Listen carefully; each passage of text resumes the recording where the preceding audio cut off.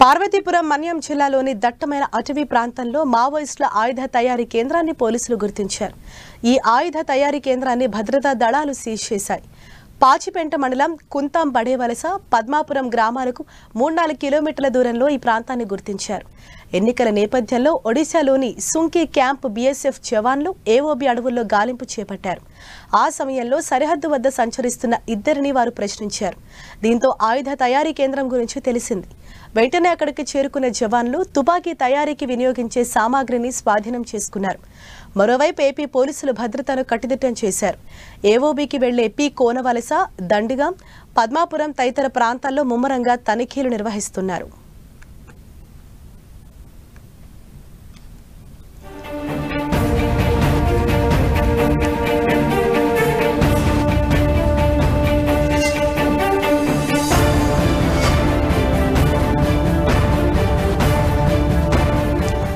పార్వతీపురం మన్యం జిల్లాలోని దట్టమైన అటవీ ప్రాంతంలో మావోయిస్టుల ఆయుధ తయారీ కేంద్రాన్ని పోలీసులు గుర్తించారు.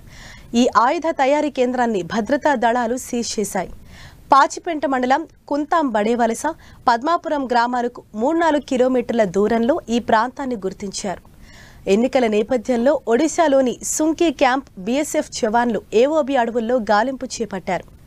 ఆ సమయంలో సరిహద్దు వద్ద సంచరిస్తున్న ఇద్దరిని వారు ప్రశ్నించారు. దీంతో ఆయుధ తయారీ కేంద్రం గురించి తెలిసింది. వెంటనే అక్కడికి చేరుకున్న జవాన్లు తుపాకీ తయారీకి వినియోగించే సామాగ్రిని స్వాధీనం చేసుకున్నారు. మరోవైపు ఏపీ పోలీసులు భద్రతను కట్టుదిట్టం చేశారు. ఏఓబీకి వెళ్లే పి కోనవలస, దండిగా, పద్మాపురం తదితర ప్రాంతాల్లో ముమ్మరంగా తనిఖీలు నిర్వహిస్తున్నారు.